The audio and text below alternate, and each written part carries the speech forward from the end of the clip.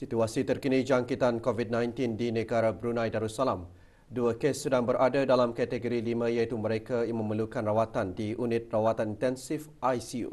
Dan 2 kes berada dalam kategori 4 iaitu mereka yang memerlukan bantuan oksigen dan di bawah pemantauan rapi.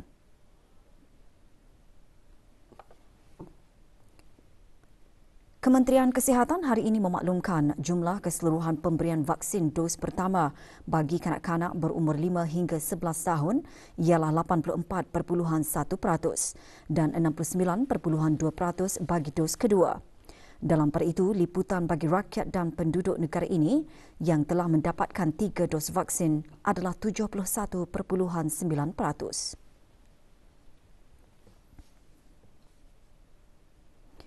Sementara itu, 595 kes baru dilaporkan hari ini dengan 359 kes sembuh, manakala jumlah kes aktif sebanyak 3,279.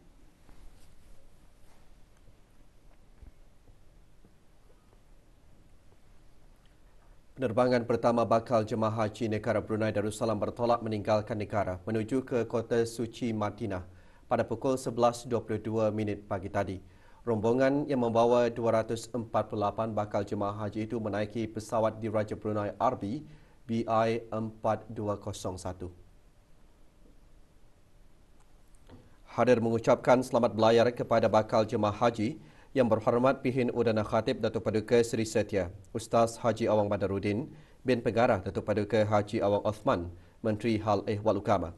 Yang berhormat Pihin Datu Lera Raja, Major Jeneral Bersara Datuk Paduka Seri Haji Awang Halbi bin Haji Muhammad Yusof, Menteri di Jabatan Perdana Menteri, dan yang berhormat Datuk Seri Setia Dr. Awang Haji Muhammad Isham bin Haji Jaafar, Menteri Kesihatan.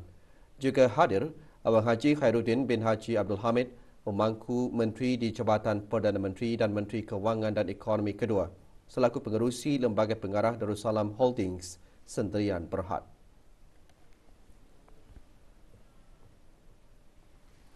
Jabatan Tenaga meletakkan fokusnya terhadap 3 bidang utama dalam memenuhi keperluan keselamatan tenaga di negara ini. Ikuti bahan beritanya selepas ini.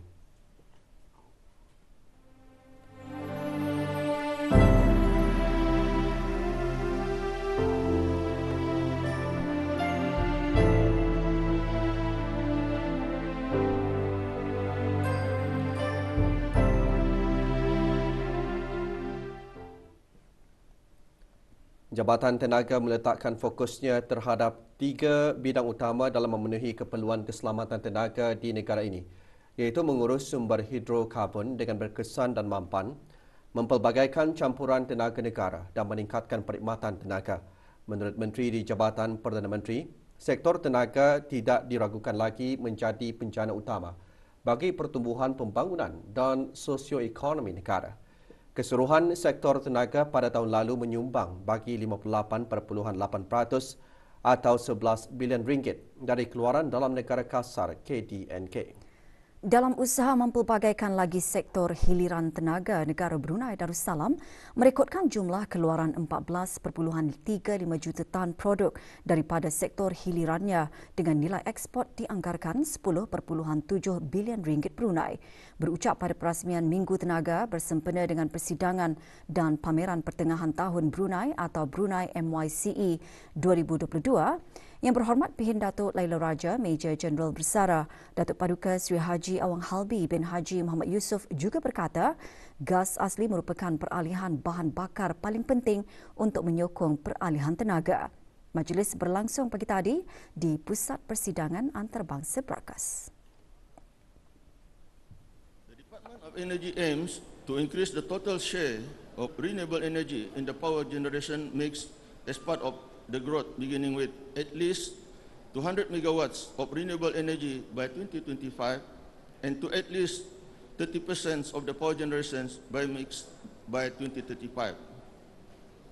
The start of the 30 megawatt solar power plant to be operational within the next few years will be the first major step towards achieving that target.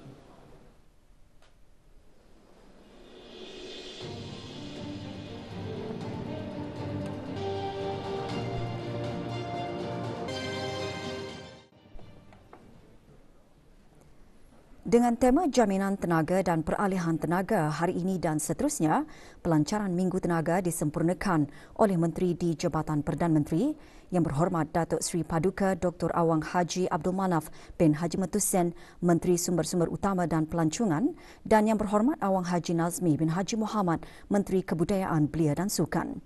Minggu Tenaga diadakan sehingga 18 Jun yang antara lain mengetengahkan pameran mengenai tenaga. Sesi market engagement juga diadakan selama 4 hari dengan tujuan menghubungkan para pengusaha tempatan dan syarikat-syarikat dengan pengendali minyak dan gas di negara ini.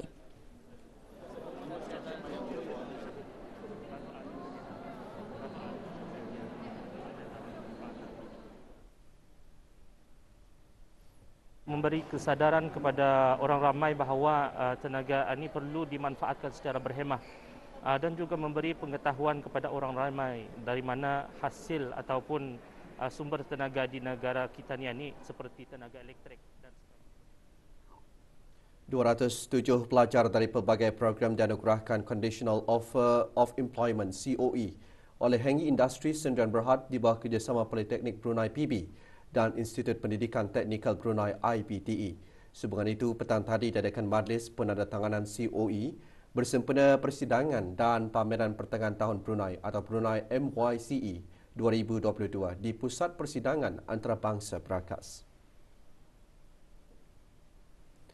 Terdahulu, Awang Haji Azhar bin Haji Yahya Setiausaha Tetap di Jabatan Tenaga Jabatan Perdana Menteri dalam ucapan alu-aluannya antara lain menekankan kepentingan program COE dan perlunya pihak-pihak berkepentingan untuk terus bekerjasama bagi membantu keperluan pertumbuhan industri.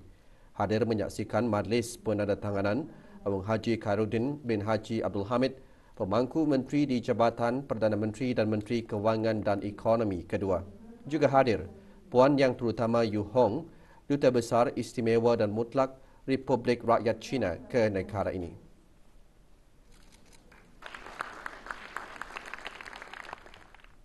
Hengi is setting up a good foundation for these students to learn and gain new skills for, self-development and to better ourselves as employees in the future. And actually, the collaboration ini is for creating a platform for the use of Brunei Darussalam to develop their skills.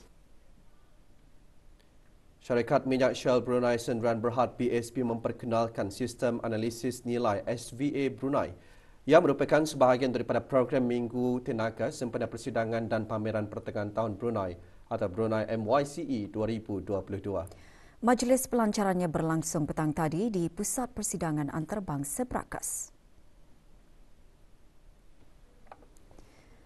Agnes John Scott Lewis, pengarah urusan BSP dan pengerusi Shell Country dalam ucapan alu-aluannya antara lain berkata BSP komited untuk menjadi rakan kongsi yang dipercayai dan memberikan sokongannya untuk membentuk dasar yang boleh menyokong cita-cita negara menuju sifar bersih menjelang 2050. Hadir Awang Haji Azhar bin Haji Yahya, Setiausaha Tetap di Jabatan Tenaga Jabatan Perdana Menteri. SVA penting untuk memahami bagaimana negara boleh memanfaatkan secara kolektif daripada peralihan tenaga bersih dan mendapat manfaat daripada kesan sosio dan ekonomi projek hijau. So BSP initiated this study 8 weeks ago, and it has been completed with the support of Accenture Consultancy, with as well support from the Brunei government. We have analysed the Brunei energy system, and we have identified 4 solutions, possible solutions for Brunei to consider in Brunei's energy transition. Sementara itu, Minggu Tenaga bersempena Brunei MYCE 2022 juga diisi dengan pameran laluan kerjaya. Dianjurkan oleh Jabatan Tenaga di Jabatan Perdana Menteri, pameran diadakan di Dewan Persidangan Utama, Pusat Persidangan Antarabangsa Berakas sehingga 18 Jun ini. Pameran antara lain mengetengahkan peluang-peluang untuk pelajar tempatan yang berkeinginan untuk melanjutkan pelajaran ke tahap lebih tinggi selain memberi peluang kepada para graduan dan pencari kerja untuk mengisi kekosongan jawatan yang ada dalam sektor tenaga. meneroka laluan kerjaya dengan dan juga berinteraksi secara berlangsung dengan company-company yang ada di career pathway ini. Selain daripada itu juga program-program yang disediakan under L3C iaitu Lifelong Learning Institution juga mengenai upskilling sama reskilling program. Kalau boleh pengalaman itu penting. Sebabnya pasal sekarang ini memerlukan orang yang pengalaman untuk mengangkat barang-barang, mestinya barang-barang Malaysia. Mempunyai 5 jawatan kosong iaitu Occupational Health Specialist, Quantity Coordinator dan juga Quantity Surveyor sama 2 Reliability Engineer positions iaitu dalam bidang Electrical dan Instrumentation dan juga Mechanical. Mengapresiasi dan memberi penghormatan kepada penulis-penulis tanah air yang telah menerima anugerah dalam dan luar negara atas jasa serta bakti mereka dalam menyumbangkan tenaga maupun pemikiran untuk pembangunan dan pembinaan bangsa antara objektif Multaka Anugerah Sastra Mastra Memoir Muslim Burmat Anjuran Dewan Bahasa dan Pustaka petang tadi. Multaka tersebut berlangsung di Dewan Bahasa dan Pustaka Brakas. Hadir yang berhormat Awang Haji Nazmi bin Haji Muhammad, Menteri Kebudayaan Belia dan Sukan. Multaka kali ketiga ini diadakan bagi menghargai jasa dan bakti Allahyarham Datuk Paduka Haji Muslim, seorang penulis mapan dan prolifik negara dalam persada penulisan novel dan cerpen yang menerima beberapa anugerah tempatan dan serantau. Majlis diselajurkan dengan pembukaan semula kedai buku Dewan Bahasa dan Pustaka. Genre buku yang dijual termasuk ilmiah, umum, sastra, kanak-kanak dan komik. Kedai buku dibuka pada setiap hari Isnin hingga Khamis dan Sabtu dari pukul 8 pagi hingga 12 tengah hari dan 2 petang hingga 4 petang.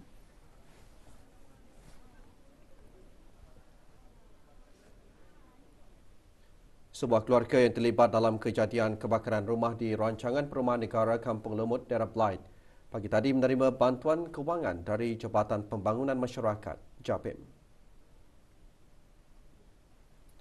Penyerahan bantuan kepada Ketua Keluarga Pengiran Hajah Maslina binti Pengiran Haji Edith Head disampaikan oleh Yang Berhormat Awang Haji Nazmi bin Haji Muhammad, Menteri Kebudayaan Belia dan Sukan. Mangsa kebakaran menerima bantuan kewangan untuk meringankan kesusahan yang dialami bagi meneruskan kehidupan seharian. Majlis berlangsung di bangunan Kementerian Kebudayaan Belia dan Sukan.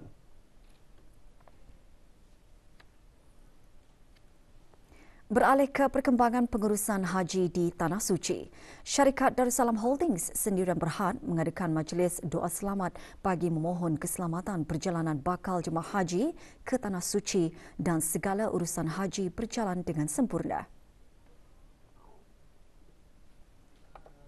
Hadir Awang Haji Abdullah bin Haji Muhammad, Pengarah Urusan Haji Kementerian Hal Ehwal Agama, selaku Ketua Pejabat Urusan Jemaah Haji Negara Brunei Darussalam pentadbiran di Arab Saudi bagi musim haji 1443 Hijrah bersamaan 2022 Masihi. Hadir sama Pengiran Haji Salimin bin Pengiran Haji Daud, Konsul Agung di Pejabat Konsulat Agung Negara Brunei Darussalam di Jeddah. Majlis berlangsung di Hotel Dalah Taibah, Madinah Al-Munawwarah. Kesejahteraan dan kesihatan bakal jemaah haji negara merupakan satu keutamaan sepanjang berada di Kota Suci. Pelbagai khidmat perubatan telah disediakan oleh para pegawai pejabat urusan jemaah haji negara Brunei Darussalam perubatan dalam memastikan keselesaan bakal jemaah haji yang memerlukan khidmat perubatan. Beberapa pembaharuan juga dilaksanakan, antaranya menambah bilik-bilik pemeriksaan. Ada 2 bilik pemeriksaan iaitu untuk jemaah lelaki dan juga perempuan, dan juga 1 bilik untuk pemeriksaan akut dan juga rawatan bagi masalah-masalah kecemasan ataupun yang memerlukan rawatan lanjut di hospital-hospital di Madinah. Klinik di Madinah memang satu saja di sini, walau apapun memandangkan hotel bagi jemaah negara Brunei Darussalam adalah berhampiran. Pihak kami akan memberikan ataupun memaklumkan jemaah mengenai waktu-waktu perkhidmatan klinik di Hotel Dalah Taibah ini.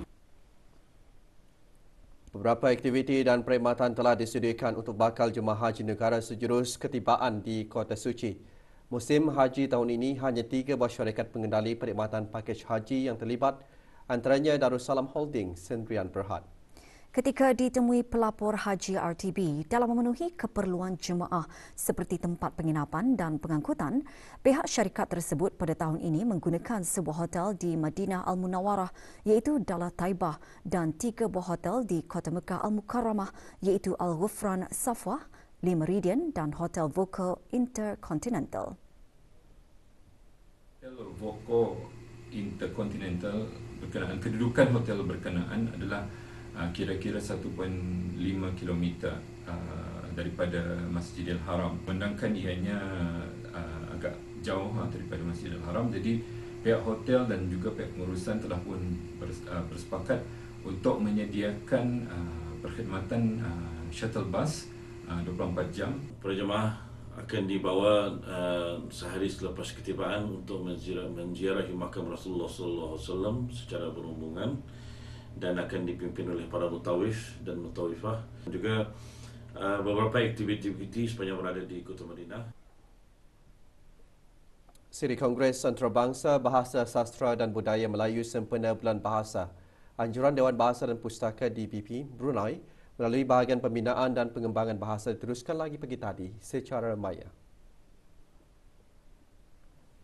Siri pembentangan kali ke-21 menampilkan pemakalah dari Brunei, Dr. Haji Mursyidi bin Haji Muhammad. Kongres kali ini mengupas aspek kesusastraan dengan tajuk Puisi Patriotisme Brunei Darussalam, satu pembicaraan khusus tentang puisi AS Isma. Antara yang menyertainya Abang Soeb bin Haji Wahab, pemangku pengarah DBP Brunei. Kongres antara lain bertujuan menggabungkan para pakar bahasa, sastra dan budaya di peringkat antarabangsa dan tanah air dalam berkongsi pengetahuan, ilmu dan gagasan.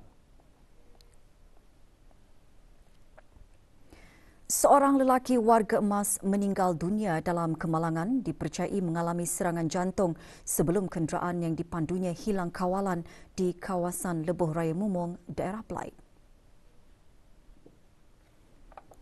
Balai Polis Kuala Belait menerima laporan kemalangan kira-kira pukul 11.36 pagi. Mangsa seorang warga negara tempatan berumur 68 tahun dalam perjalanan daripada Kuala Belait menghala ke Seria. Siasatan awal menemukan mangsa tidak sedarkan diri di dalam kenderaannya dan dikejarkan ke Hospital Suri Seri Begawan Kuala Belait sebelum disahkan meninggal dunia. Bagaimanapun, siasatan masih dijalankan bagi mengetahui punca sebenar insiden berlaku.